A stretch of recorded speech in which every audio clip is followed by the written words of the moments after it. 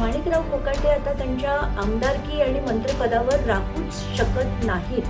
त्यांनी अपील करावं, त्यांनी हायकोर्टात जावं, सुप्रीम कोर्टात जावं, पण ते आमदार आणि मंत्री असूच शकत नाही. याचं कारण असं की सेक्शन 8 हा रिप्रेझेंटेशन ऑफ पीपल्स ऍक्ट 1951 या कायद्यानुसार कुठलाही आमदार जर त्याच्यावर 2 वर्षाच्या वरची 2 वर्ष किंवा त्याच्या वरची शिक्षा जर त्याला झाली, अगदी छोट्यातल्या छोट्या कोर्टात सुद्धा, तर तो वरच्या कोर्टात त्याच्या विरुद्ध अपील करू शकतो.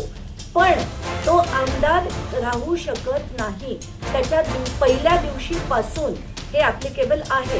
कारण कसं झालंय, सुप्रीम कोर्टाने सेक्शन 8(4) जो होता रिप्रेझेंटेशन ऑफ पीपल्स ऍक्ट, त्याला आता अल्ट्रा व्हायरस म्हणजे हा कायदा आता लागू होत नाही असं सुप्रीम कोर्टाचे आदेश आहे. त्या आदेशाप्रमाणे आता 8(4) जर नसेल तर माणिकराव कोकाटे वरच्या कोर्टात नक्कीच जाऊ शकतील, दाद मागू शकतील, पण पहिल्या दिवशीपासून त्यांची आमदारकी आणि मंत्रीपद याचा त्यांना तातडीने डिस्क्वालिफिकेशन हे महाराष्ट्र सरकारतर्फे झालं पाहिजे.